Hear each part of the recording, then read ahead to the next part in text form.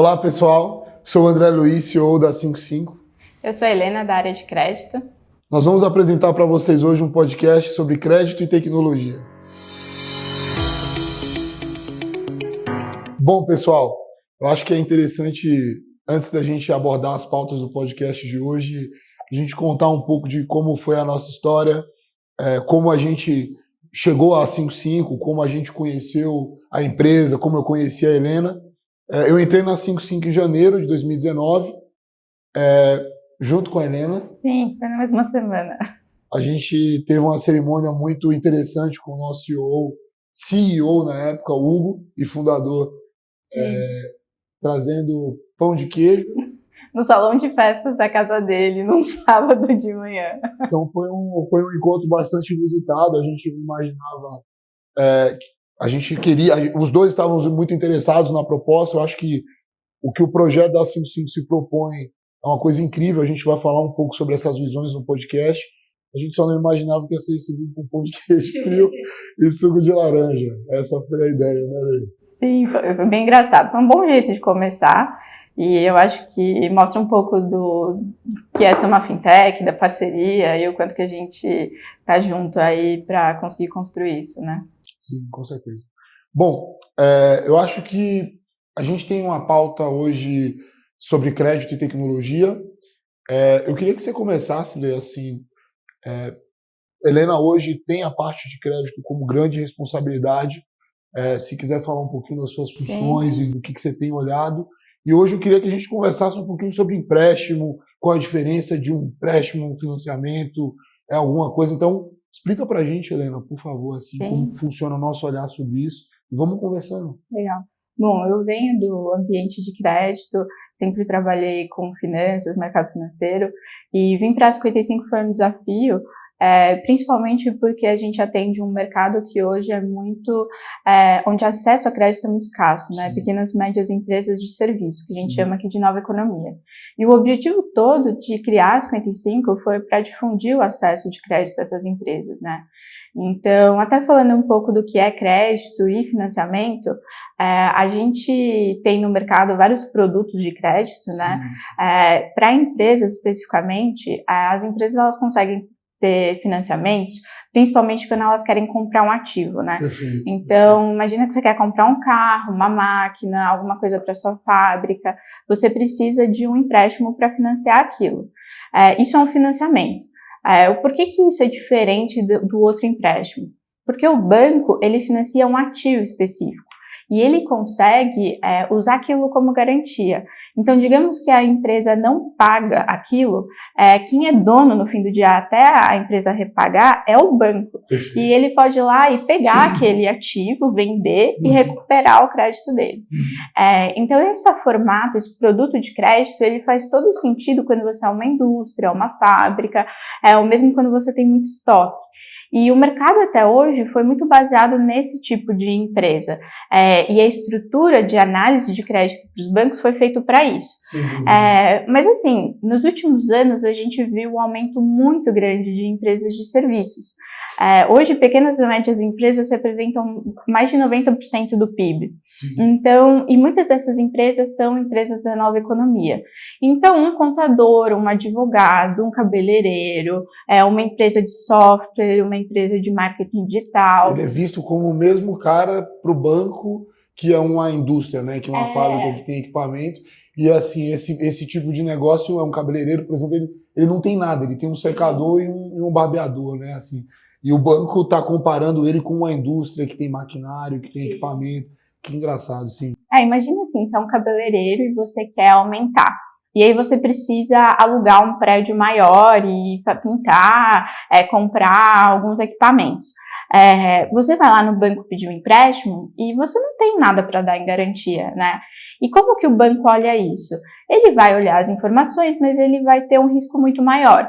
E por isso que essas empresas têm mais dificuldade de acessar o crédito, né? Então, um financiamento é diferente de um empréstimo, porque o financiamento foca em ter os ativos fixos, ou alguma coisa onde o cliente, o banco sabe que o cliente vai usar aquele dinheiro. A gente chama de garantia também? Sim, ele consegue ter uma garantia com aquele empréstimo e com aquele financiamento. E o empréstimo, ele é um empréstimo onde você só pega o dinheiro. Às vezes o banco pergunta para que você vai usar, mas isso é mais para análise de crédito do que uma essência do produto. Né? Então, isso é uma coisa que gera uma distorção, porque imagina, são produtos para pessoas e empresas bem diferentes. Completamente, né?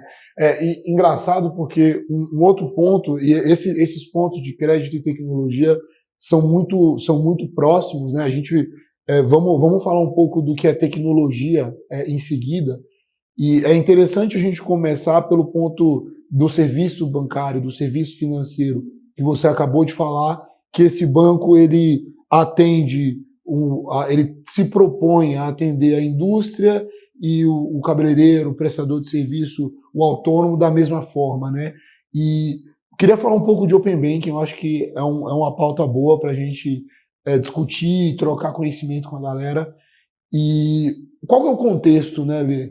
Esses produtos que você está trazendo aí como alternativas para liquidez, para crédito, eles estão sendo mais acirrados com esses bancos digitais, né? Então, vocês estão acompanhando um boom. O Nubank foi o primeiro banco com muita pessoa física e está vindo uma onda muito forte de bancos no setor de PJ, né, para tentar se propor oferecer esse crédito.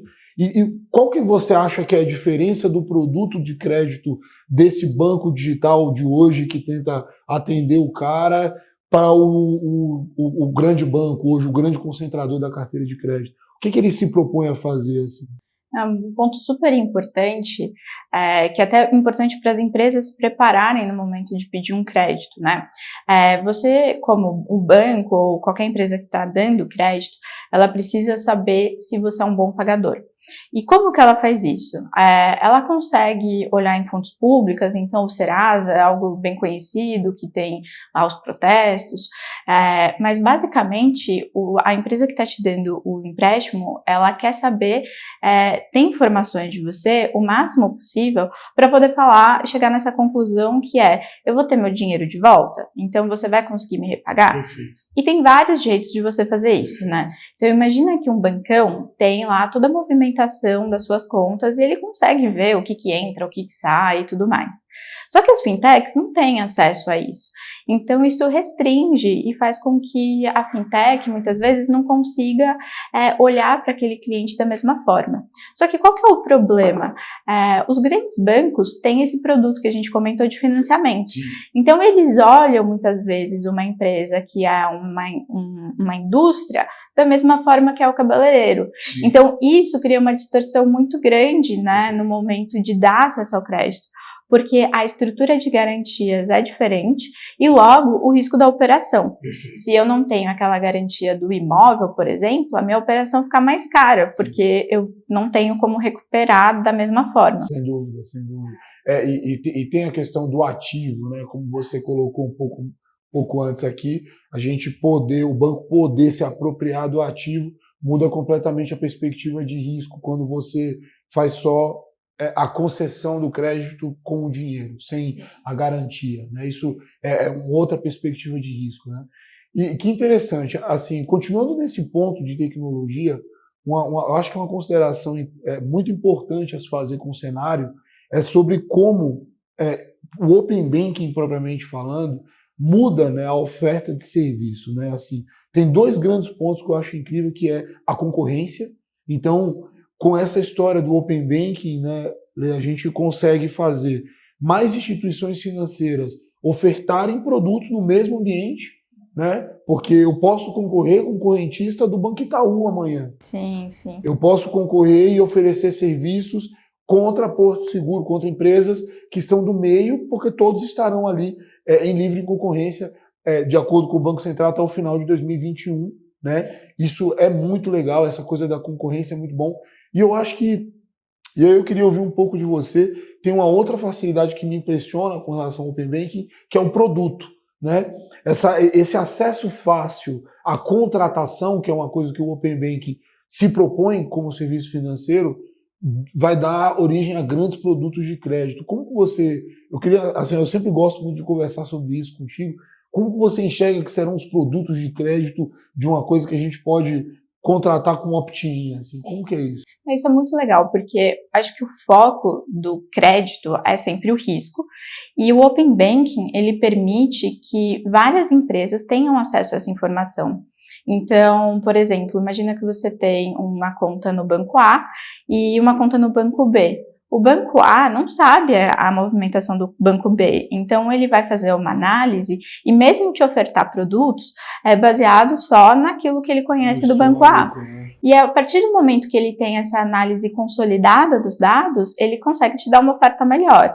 Então, por exemplo, se você não tem muita informação do cliente, você pode até negar um crédito, porque você não sabe o que está acontecendo. E se você tem a informação, você consegue dar uma taxa melhor, um prazo maior, e isso beneficia a companhia. E muda bastante, né? Existe essa questão do grupo econômico ter uma saúde financeira diferente de um banco para o outro, né? Uma outra pauta que eu queria que você conversasse era sobre o ganho de eficiência, né? A gente tem o Pix, que acabou de chegar, e o Pix ele é instantâneo. Sim. Esse é um ponto bem interessante, porque o Banco Central, inclusive, tem feito um movimento de usar a tecnologia para reduzir os custos do sistema bancário. E aí até entra na sua pergunta anterior sobre bancos digitais. Porque o que acontece, né? Os bancos tradicionais, eles têm um custo muito grande, porque eles têm sistema legado, eles têm agência, tem uma questão regulatória muito pesada, né, de exigência de capital. Então, isso faz com que, muitas vezes, né, o pessoal fala, a Selic baixou, mas o spread bancário continua alto. O percentual de custos operacionais dentro do spread bancário é muito alto.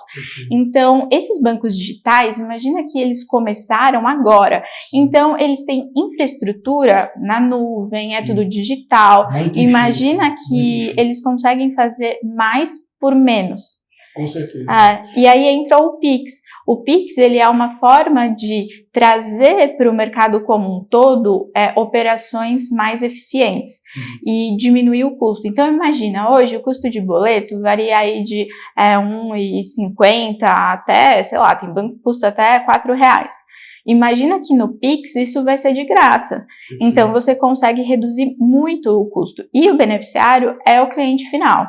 Então, além do aumento da competitividade, gera uma redução de custos. Então, assim, acho que deu para perceber que conforme esses novos players, né, fintechs, bancos digitais, entraram no mercado, os grandes bancos também se adaptaram, porque eles não querem ficar para trás. Isso é muito interessante, porque junto com essa coisa, é muito interessante como as fintechs estão explorando essas tecnologias, né? Porque ao mesmo tempo tem um cara que está se propondo a oferecer e oferece o código de custo, né, a eficiência de custo. Tem um cara que está oferecendo a facilidade do Pix por ser um pagamento instantâneo e cobrando pelo Pix, né? Então são os dois clientes, cada um tem um cliente que ele tem uma dor do tempo, né? E tem um cliente que tem a dor do custo, né? Então é muito interessante ver como as fintechs têm essa avidez aí em tentar resolver o problema dos clientes, e elas estão se posicionando assim, né? Com relação ao produto. E um outro ponto que eu queria conversar, eu acho que queria trazer um pouco mais de como a 55 enxerga isso. Eu queria também dividir um pouco da visão que a gente tem, queria ouvir um pouco sobre a questão de como nós pretendemos fazer o nosso diferencial, aonde a 55 ela é diferente de um banco digital, ao mesmo tempo é diferente de uma fintech de crédito que a gente conhece no mercado, e como ela se propõe, né, a enxergar o empreendedor, né? E falando um pouquinho sobre isso, Lê, o nosso diferencial eu acho que começa porque eu acho que a impressão que a gente tem é que o nosso produto foi feito para o cliente que a gente quer atender. Então, a 55, o grande diferencial dela é que ela foi feita e pensada para conseguir prover crédito e acesso ao crédito para essas empresas da nova economia, que muitas vezes não são atendidas da melhor forma pelos bancos. Não que elas não tenham acesso direto, mas muitas vezes não são nos termos que elas poderiam ter. E o porquê que isso acontece? No momento da análise de crédito, a gente precisa entender quem é aquela empresa para analisar do jeito certo. Então, um exemplo, digamos que você é um funcionário público que tem estabilidade, que tem o seu salário todo dia, todo mês, e você comparar com um autônomo, que tem uma renda um pouco mais variável. Você acha que faz sentido fazer a análise igual daquelas duas pessoas? Não faz sentido, mas é isso que acontece com as empresas. E o porquê que é isso? É muito difícil você criar esses modelos que entendem cada uma das pessoas e aplicar. E isso custa, isso é difícil porque você tem que ter os dados e principalmente você tem que entender a fundo como as empresas funcionam. A maneira como você está olhando para a empresa, né? Não pode ser uma única maneira para uma grande... É isso, eu estou entendendo isso. Né? Você está aqui e você, com um modelo muito genérico, você não consegue atender as dores individuais e as especificidades de cada um dos negócios. É assim que você enxerga. Eu super acredito que o nosso diferencial é nisso. Eu acho que quando a gente fala do foguete, da nova economia, esse cara ele tem muito uma cara, ele tem muito uma personalidade. Eu acho que o nosso produto ele é uma mensagem, né, para esse cara. Então, que massa, entendi. O acesso à informação é muito crucial nesse momento de análise. E até nesse momento onde fala-se muito de LGPD e acesso a dados, venda de dados sigilosos, acho que é um ponto que vale muito a pena ressaltar, é que, pelo menos na 55, a gente trata esses dados de uma maneira muito séria. O que a gente quer é entender da sua empresa para dar o melhor produto para você. Entender de verdade, conseguir dar um crédito que vai te ajudar a crescer. E a gente não tem, né, nem por que usar esses dados para outra coisa. Esse é o nosso objetivo. E uma coisa muito interessante, que eu acho que você podia falar um pouco mais, Paula, é o como a gente tem buscado dados alternativos, né? E um ponto só relevante do porquê que esses dados são importantes. Eu acho que muitas dos bancos e das fintechs usam ainda muitos dados, como o Serasa, como dados que estão aí disponíveis, só que esses dados ainda têm uma estrutura daquele mercado antigo que a gente conversou. E o grande desafio da 55, que a gente quer realmente mudar essa estrutura de mercado, é conseguir outros dados, porque hoje a economia mudou muito. Então, como que a gente está estruturando, você que está super por dentro de como usar esses dados, que tipos de dados são esses, para a gente fazer essas análises? É muito interessante a pergunta que você colocou e tem muitas frentes de trabalho nesse sentido aqui na empresa hoje. E basicamente eu acho que para começar a responder a sua pergunta, a primeira coisa que você tem na cabeça é sobre aquisição de dados, né? Então, quais são as informações, como os clientes se propõem de maneira segura compartilhar seus dados, né? Quais são as tecnologias que a gente usa para a gente garantir para o cliente que ele está mandando o dado dele e para um computador quebrar aquela senha ele vai passar 20 mil horas. Para um computador quântico quebrar, vai chegar um foguete em Marte antes dele quebrar a sua senha, né? Então, é com esse nível de tecnologia que a gente trabalha. E como que a gente faz isso, né? A trajetória de aquisição de dados sempre começa com o nosso cliente. Então, a gente sabe muito bem quem são os nossos clientes, a gente sabe quais são as ferramentas que esses clientes se aproximam. Então, quem são as grandes referências desses caras, emprestadores de serviço. Então, a gente está falando de foguete da nova economia, assim, tá todo mundo na nuvem, né? Todo mundo em cloud, toda essa estrutura é uma estrutura enxuta. Então, os dados que vão se ligar à receita do cliente, eles têm origens muito maiores do que o espectro de um relatório de crédito, né? Então, e é muito legal porque esse eu acho que é um grande desafio, né? A 55 se propõe a entender o cliente, entender onde esses dados estão e buscar na fonte. Exato. E esse é um desafio, porque os nossos clientes, eles têm, né, hoje em dia, diversas fontes de receita. Perfeito. Mas a gente está indo atrás, né? Sim. Como que a gente está fazendo para ir atrás desses dados? É muito interessante esses dois pontos que você colocou, né? A gente vai atrás dos dados que são os típicos, onde os bancos pedem, que são alguns históricos, como você mencionou muito bem no começo aqui, o bom pagador, né? A gente tenta identificar todo tipo, porque a nossa ideia é atender. O nosso papel, a nossa missão é dar o crédito. Então, nós tentamos buscar informações tanto do cunho financeiro, quanto na performance digital do negócio. Então, toda informação que esse empreendedor trouxer sobre o crescimento online dele, sobre a presença online, sobre o desenvolvimento de como que vai o site, a loja, a lojinha do marketplace dele, tudo isso que tem dado, a gente consegue, e a gente consegue fazer isso de uma forma muito interessante. A gente falou agora há pouco de Open Banking, né?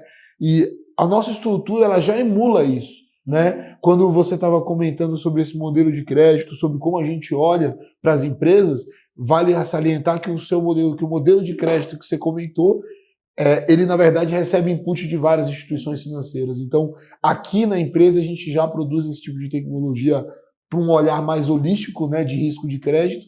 Então, a gente quer muito manter essa estratégia. A gente acha que o dado bom é o dado fácil. Esse é o nosso roadmap.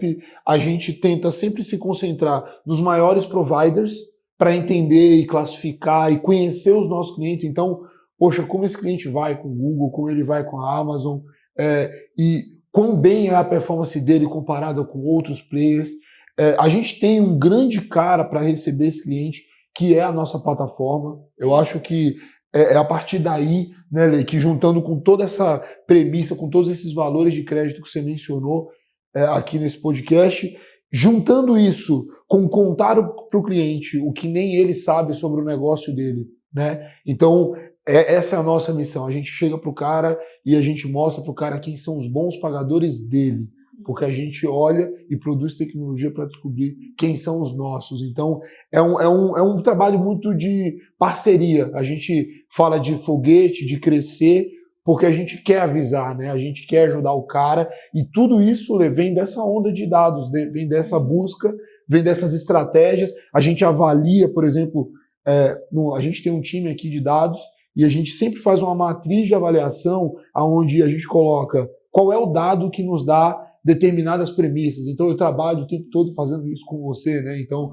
a gente achou mais uma coleção de dados. Como a gente coloca isso na equação do modelo? Então, para a gente é fundamental essa estratégia, para a gente manter esse diferencial competitivo, de compreender profundamente o momento, né? Tem tantas criticidades, tem tantas coisas difíceis sobre o negócio que você mencionou, que é dessa maneira, conectando e conhecendo sobre a empresa, que a gente busca essas informações. Sabe o que eu acho muito legal?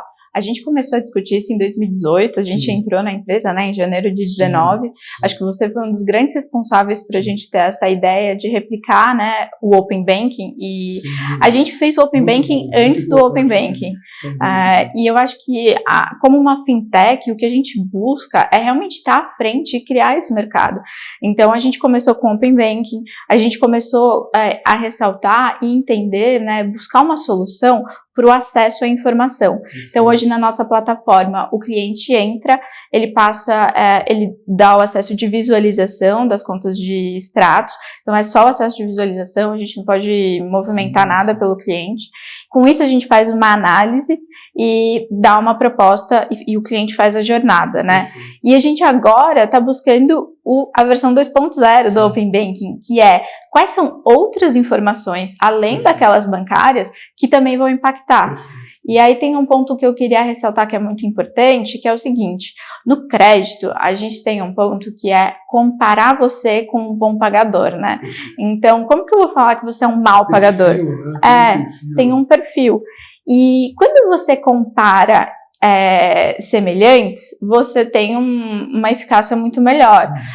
Agora, se você compara pessoas que são muito diferentes e coloca ela no mesmo bolo, o que vai acontecer é que o bom pagador vai ser prejudicado, porque você tira a média, digamos, e o mau pagador vai ter uma taxa menor do que ele deveria ter. E a importância... Não é só o curto, né? Porque eles são muito diferentes, então você vai ouvir esse cara e acabar não entendendo nada do outro cara se você usar essa estratégia. E aí, trazer esses dados faz com que cada vez mais eu te conheça, e o bom pagador, ele vai ser mais beneficiado. Porque ele não tem que pagar pelo mau pagador que não pagou, entendeu? E hoje, isso acontece, né? Porque a gente não consegue ter esse nível. Então, é uma estratégia que no mundo, né, já é uma tendência. Acho que vale ressaltar que essa estratégia começou muito para o empréstimo pessoa física, principalmente no Brasil. Sim. Então, a gente pode ver que tem muita fintech operando com pessoa física, mas as fintechs que operam com pessoa jurídica, elas sofrem porque é mais difícil acessar o dado, que é isso que a gente já está fazendo há mais de 2 anos agora, antes de toda essa movimentação do mercado. E agora, a gente já está um passo também à frente, que é quais são outras informações que vão ser importantes. E aí, ir atrás e essa importância de conhecer o cliente e saber onde buscar essas informações, acho que é crucial. Sim, olha, assim, sem dúvida, assim, acho que não tem nada para complementar com o que você falou, mas é muito fácil a gente imaginar que toda empresa digital, toda empresa online, toda empresa que vem dessa nova economia, né, ela produz dados. Né? Se você parar para imaginar, todo negócio hoje existente, desde uma caixa de e-mail do Gmail, né, ela produz dado. Então, às vezes o negócio ele só é eu sou um autônomo@gmail.com e lá está lotado as minhas DANFs de emissão de nota fiscal com as prefeituras das cidades que eu prestei meu serviço. Né? Então, todo business hoje é capaz de gerar dado. É muito interessante, eu quero continuar falando de cliente, né?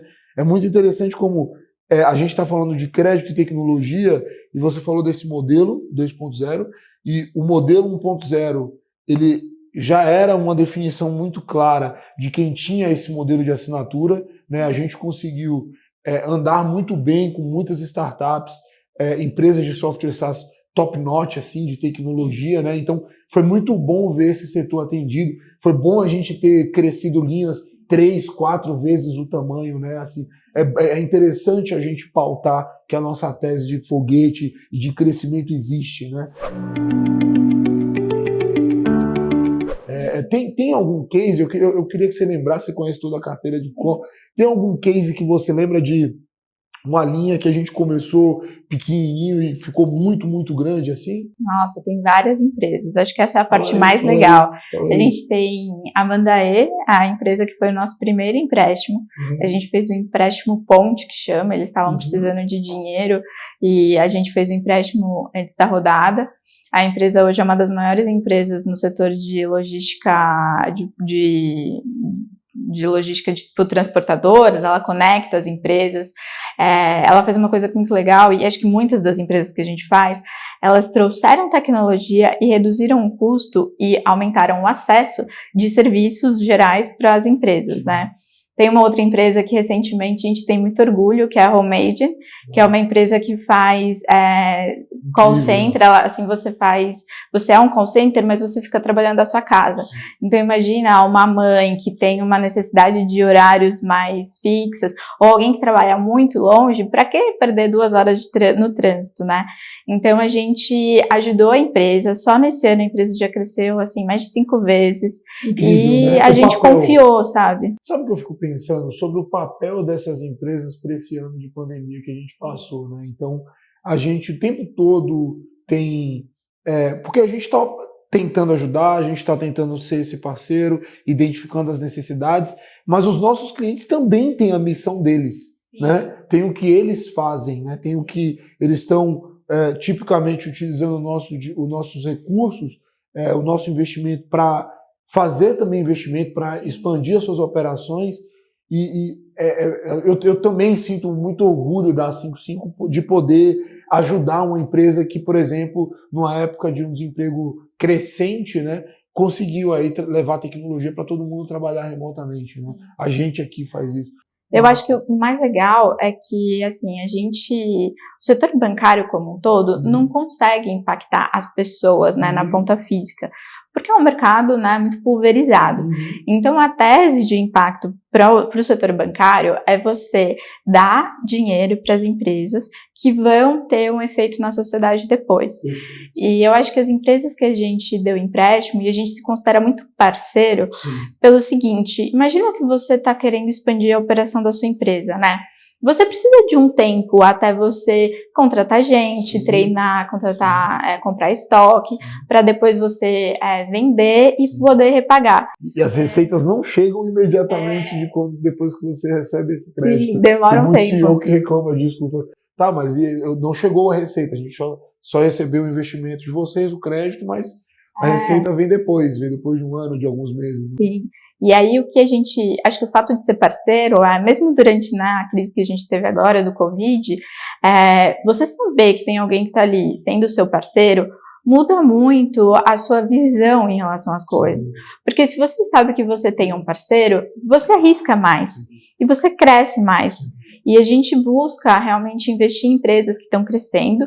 Então, até um pouco do diferencial da 55 eu quero investir em empresas que estão contribuindo positivamente. Então, eu não quero investir numa empresa que só está refinanciando uma dívida ou, enfim, não está agregando nada. Sim. Essa tese faz com que o efeito do nosso empréstimo seja muito grande para a sociedade, porque é geração de emprego. Sim. Você sabe, eu vi, durante como CEO, eu vi bastante operações, né? A gente, graças a Deus, teve o melhor trimestre da história da empresa. E eu olhei todos os desembolsos um por um, e foi muito engraçado. A gente tem a nossa reunião diária de sales, né, que é o nosso Bora Vender, né, e no Bora Vender era incrível, porque eu via dois casos, assim, como eu lembrei especificamente do que você falou sobre o empoderamento que o crédito, que o produto a gente leva para o cara, né, e o fato de ser parceiro dele leva de experiência para o cliente, né.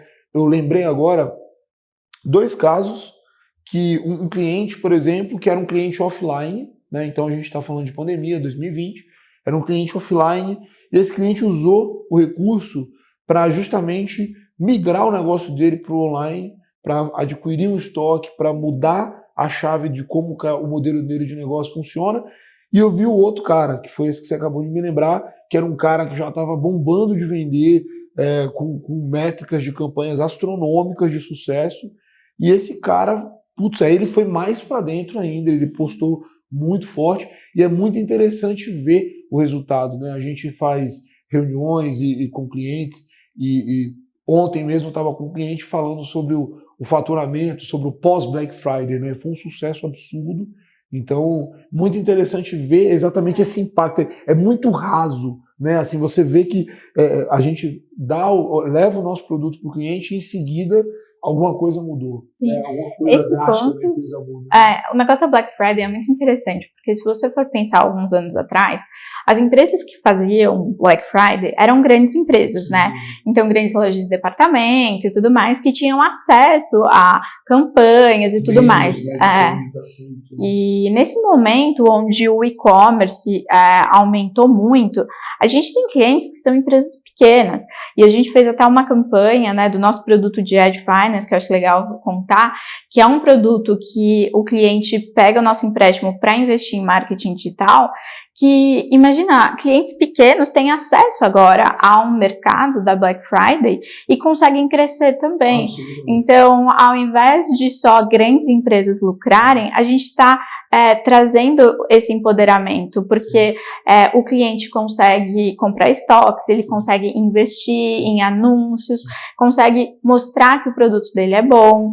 Então, durante esse período, poder ajudar esses clientes a manter os negócios, a gente fala muito sobre dar suporte para os negócios locais e tudo mais, é basicamente isso que a gente está fazendo, de uma maneira digital, que é o novo mercado, né? Acho que um ponto até de complementar sobre o produto de crédito, propriamente falando, é a natureza, né? Assim, as nossas linhas, elas têm um comportamento diferente do mercado, e elas obedecem muito o comportamento do faturamento, da liquidez, é o quanto que o cara tem acesso a dinheiro, né? Porque a gente tenta entender o cara ao longo do tempo e estimar, né, aonde são os momentos de dureza, quando o empreendedor vai ter uma dificuldade maior, para justamente colocar um freio ali, não prejudicar o empreendedor, porque ele tem as outras contas, ele tem o salário, ele tem, né, o aluguel. Então é muito diferente que hoje a gente consiga ter essa liberdade no ambiente de tecnologia, de oferecer um produto tão sofisticado, né? Assim, eu tenho bastante orgulho disso. É muito interessante você trazer esse ponto, porque tem uma preocupação geral para quando você dá crédito, que é você dar um endividamento muito grande. Porque o que acontece, né? Tem, obviamente, empresas que têm um conflito de interesses porque elas só querem desembolsar dinheiro. E aí, às vezes, você acaba emprestando mais do que uma empresa tem capacidade de repagar. Quando a gente fala que a gente analisa uma empresa e entende, muitas vezes a gente vira e fala, olha, você já está muito endividado, você precisa reestruturar. Então, uma das partes do nosso modelo de crédito é olhar o quanto de dívida a empresa tem, a gente faz a análise futura das entradas e das receitas, a gente entende sazonalidade, como, por exemplo, Black Friday, e a gente tenta dar também esse insight para o cliente, porque você muitas vezes tem um pequeno negócio, você não entende tanto de fluxo de caixa, de quanto você está pagando de juros e tudo mais, é normal. E a nossa plataforma traz essas informações, né? Então, trazer esse conhecimento faz com que pequenos e médios empresários possam gerir melhor as empresas, possam entender como, por exemplo, é a base de clientes, que é uma feature da nossa plataforma que eu acho muito legal, porque você saber quem são seus clientes é super importante, sim, né? Esse é o link que eu estava fazendo, quando você trouxe o questionamento do acesso ao dado, né? Então, putz, a gente tem dado, outros prestadores têm dados dos clientes, mas eles não mostram. Então, assim, há um trabalho, né? Todos estão se propondo a tentar dar o máximo de insights sobre as contas de um determinado cliente e tudo mais.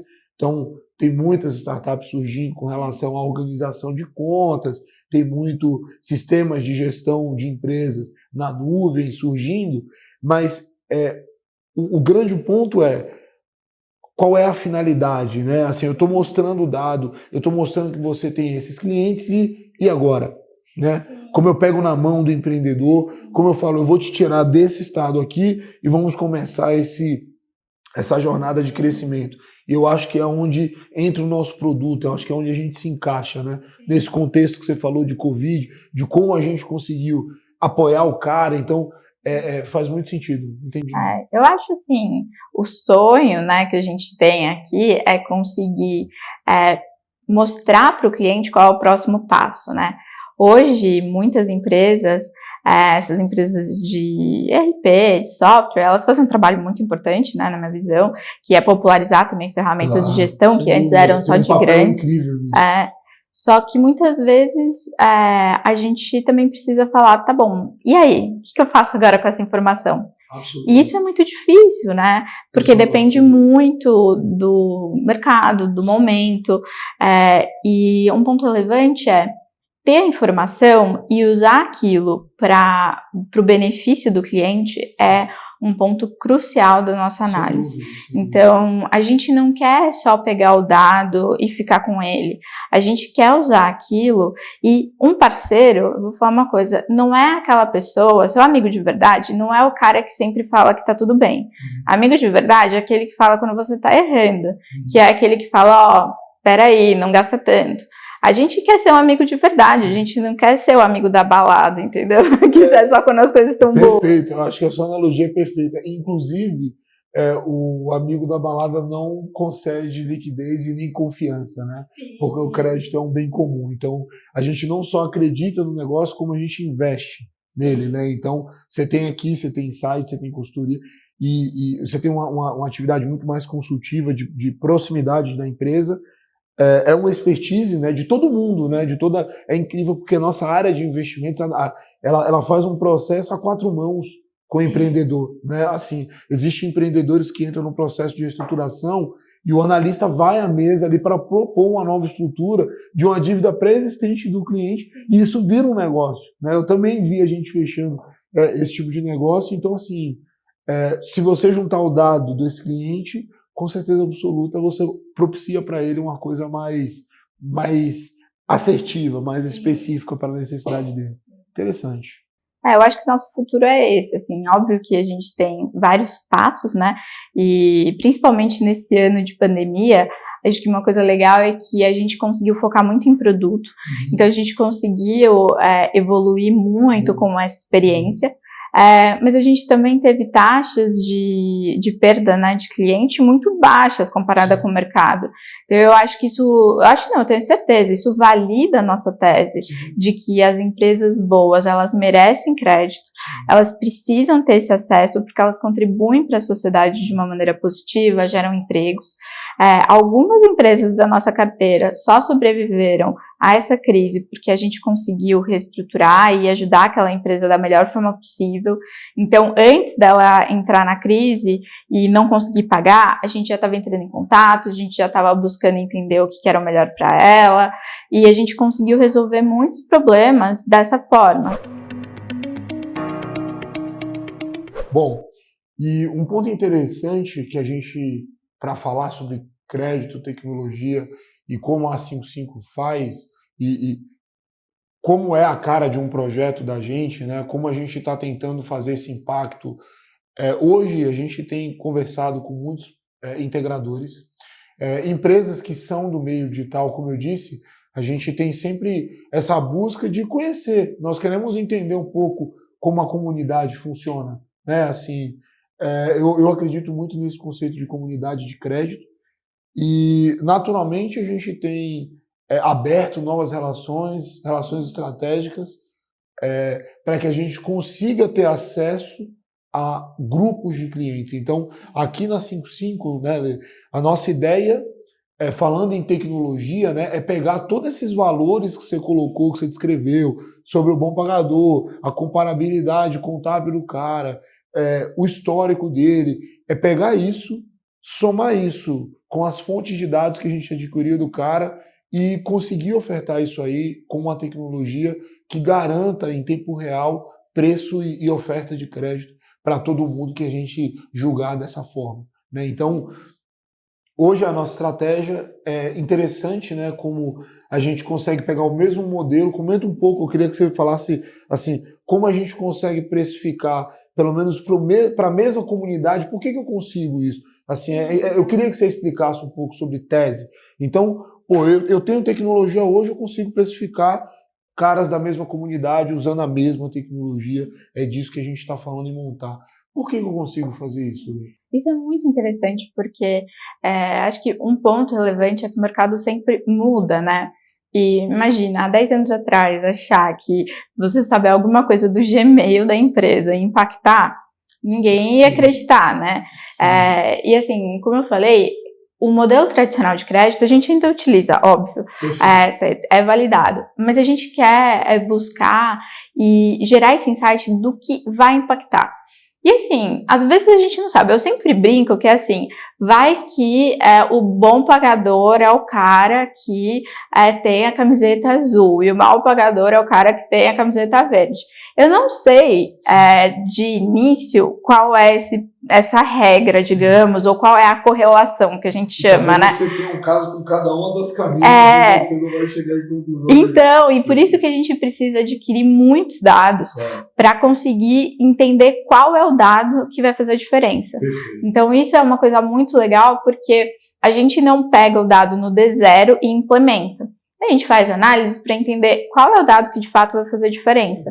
Então, tem um time que está buscando muito esses dados, que é isso que você falou da estratégia, né?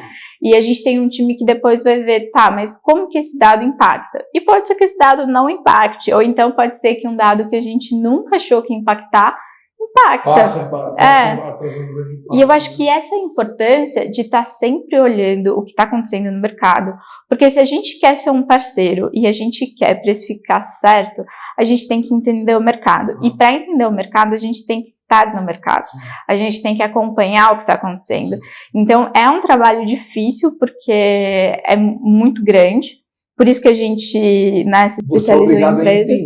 Você é obrigado a entender, de fato, como eles estão funcionando, como o cara que vai mal, ele se comporta para aquele contexto, como o cara que vai bem, ele se comporta, né? Interessante.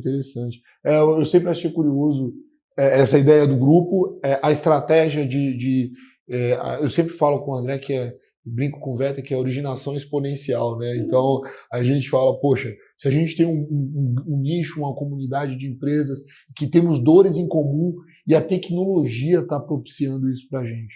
Então, assim, o grande orgulho do nosso produto e o grande diferencial, quando você olha para ele, agora não falando de tese de crédito, mas em tecnologia, é justamente por viabilizar esse canhão de oferta de crédito, de impacto e de interação com o mercado, sabe? Isso...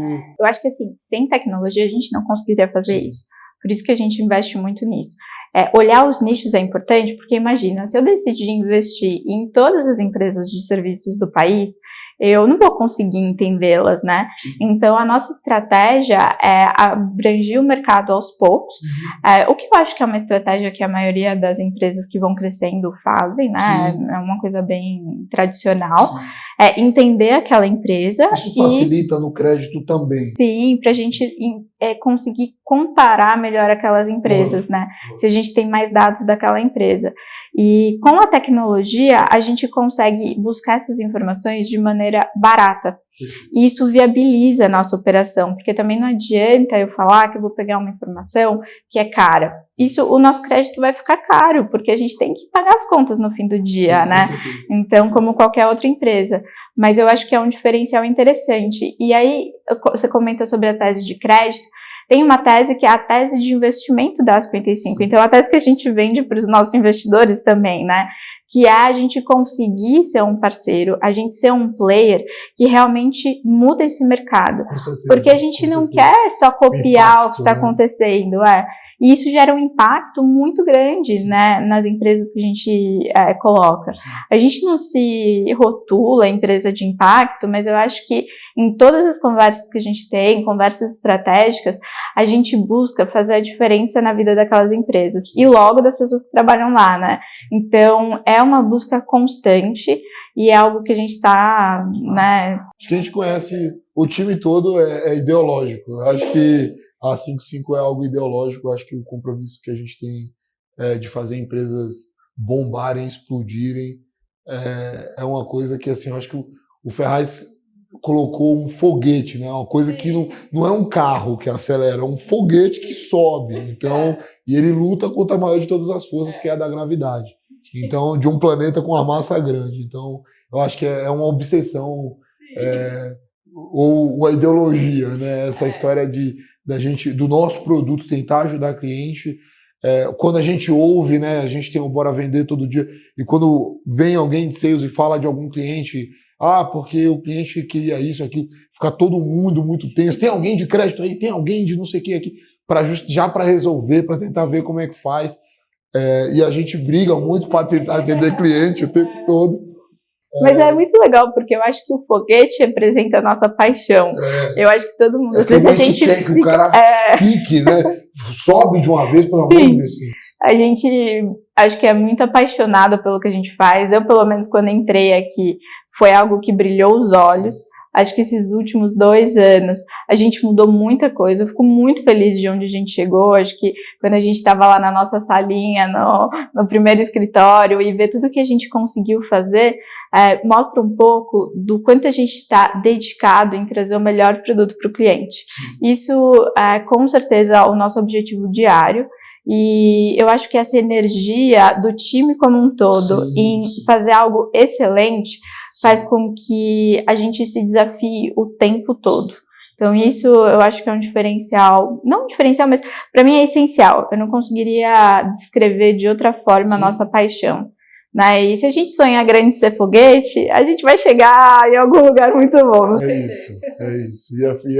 Então, olhando para essas motivações, né, assim, nosso maior desejo é isso, é trazer o maior impacto para a economia com esse produto. E quando eu, por exemplo, quando eu ligo um API com qualquer uma dessas parcerias, cara, o meu sonho era que viessem 10 mil empreendedores de uma vez com oferta de crédito para eles comprarem, investirem no estoque e já sair bombando, já sair foguete subindo.